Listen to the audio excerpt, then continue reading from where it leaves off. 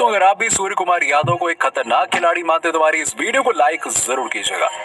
दोस्तों, सूर्या की ऐतिहासिक पारी के आगे नतमस्तक हुआ क्रिकेट जगत। चौके और छक्कों की बरसात कर बनाया ऐसा शतक कि सदियों तक किया जाएगा सलाम। अकेले अपने दम पर सूर्या ने उड़ाई न्यूजीलैंड के परखचे और जिसके बाद गेंदबाजों ने मचाया ऐसा तहलका, घुटने टेकने पर मजबूर हुई कीवी टीम। तो आखिरकार कैसे भारत की युवा ब्रिगेड ने न्यूजीलैंड को उन्हीं की धरती पर खदेड़ा, उसका पूरा वीडियो हम आपको दिखाएंगे। साथ ही साथ सूर्या की ऐतिहासिक शतकीय पारी के साथ साथ इस रोंगटे खड़े कर देने वाले मैच की पूरी हाइलाइट्स का वीडियो भी हम आपको दिखाएंगे। लेकिन उससे पहले आप सभी को क्या लगता है कि सूर्या, कोहली और हार्दिक में कौन है टी20 का सबसे खतरनाक बल्लेबाज? इस बात का जवाब नीचे हमें कमेंट सेक्शन में जरूर दीजिएगा। दोस्तों, भारत की युवा ब्रिगेड और न्यूजीलैंड के बीच हुआ ऐसा घमासान, दहल उठा क्रिकेट जगत। माउंट मंगुनई के मैदान पर दूसरे टी20 मैच में भारतीय टीम को मिला पहले बल्लेबाजी करने का मौका। टॉस जीता कप्तान केन विलियमसन ने और उन्होंने गेंदबाजी चुनी और उनकी सबसे बड़ी गलती साबित हुई और भारतीय बल्लेबाजों ने उनकी पूरी टीम को तहस नहस करके रख दिया। आज भारत के लिए पारी की शुरुआत करने के लिए आए थे धोनी के दो उत्तराधिकारी ऋषभ पंत के साथ ईशान किशन। भारत का यंगिस्तान पूरा जोश से भरा हुआ था, जिसके सामने न्यूजीलैंड का अनुभव पिछड़ता हुआ दिखाई दिया। जहां शुरुआती 5 ओवर में ईशान किशन ने ताबड़तोड़ बल्लेबाजी करते हुए भारत का स्कोर 36 रनों तक पहुंचा दिया। काफी समय बाद इतनी बड़ी ओपनिंग पार्टनरशिप देखने को मिली, लेकिन दूसरे छोर पर खड़े ऋषभ पंत ने एक बार फिर से सभी को निराश किया। लॉकी फर्गुसन की गेंद पर टिम साउदी को अपना कैच थमाकर पवेलियन की ओर लौट गए।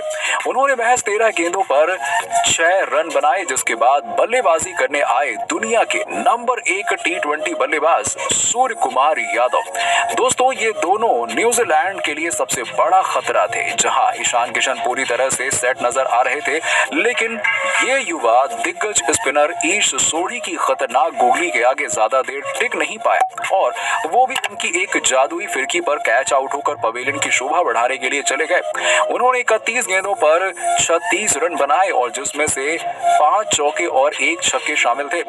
जिनके बाद बल्लेबाजी करने आए श्रेयस अय्यर, जिन्होंने उतरते ही अपने तेवर दिखा दिए, लेकिन 1 चौका और 1 छक्का लगाने वाले अय्यर 13 रन बनाकर लॉकी फर्गुसन के सामने घुटने टेक गए।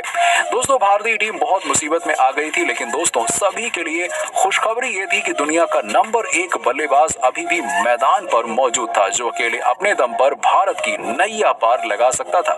जी हाँ दोस्तों, आपको बता दें कि जहां एक तरफ से हर एक बल्लेबाज फ्लॉप साबित हो रहे थे, तो वहीं सूर्या ने उतरते ही सीधे 6वें गियर में बल्लेबाजी करनी शुरू कर दी और ऐसा लग रहा था कि वो किसी और मैदान पर बल्लेबाजी कर रहे हैं। जहां उन्होंने मिडऑन से लेकर कवर पॉइंट तक का एरिया तो छान मारा, उसके अलावा उनके 360 अंदाज के आगे उन्होंने हर एक गेंदबाज को ढेर कर दिया।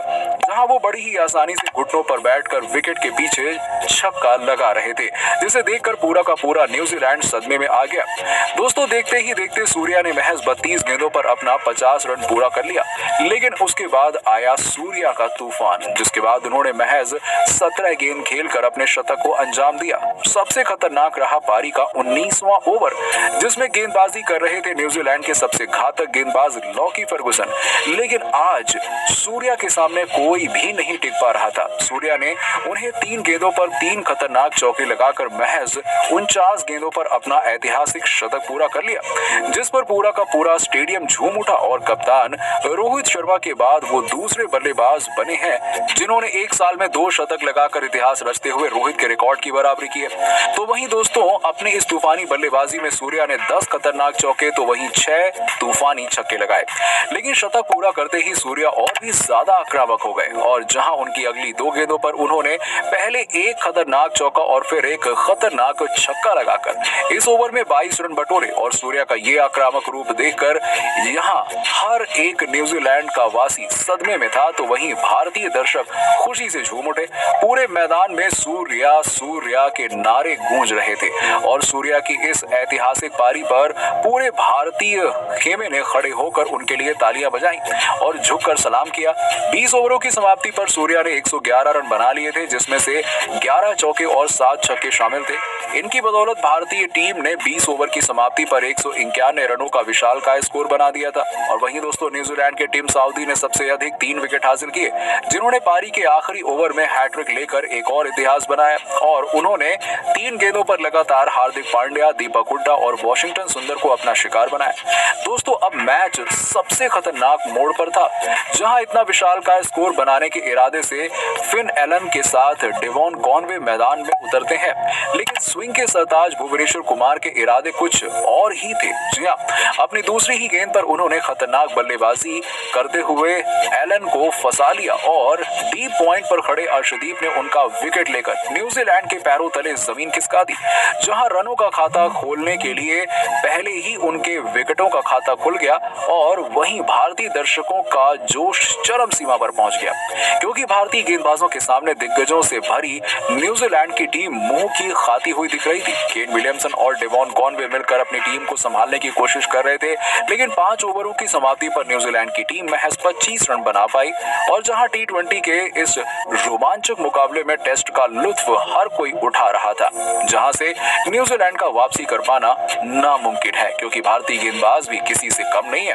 तो दोस्तों, आपको क्या लगता है कि दूसरे टी20 मैच के बाद कौन होगा तीसरे मैच में भारतीय जीत का हीरो? इस बात का जवाब नीचे हमें कमेंट सेक्शन में जरूर दीजिएगा और ऐसी ही खबरों के लिए सब्सक्राइब कीजिए हमारे यूट्यूब चैनल को। धन्यवाद।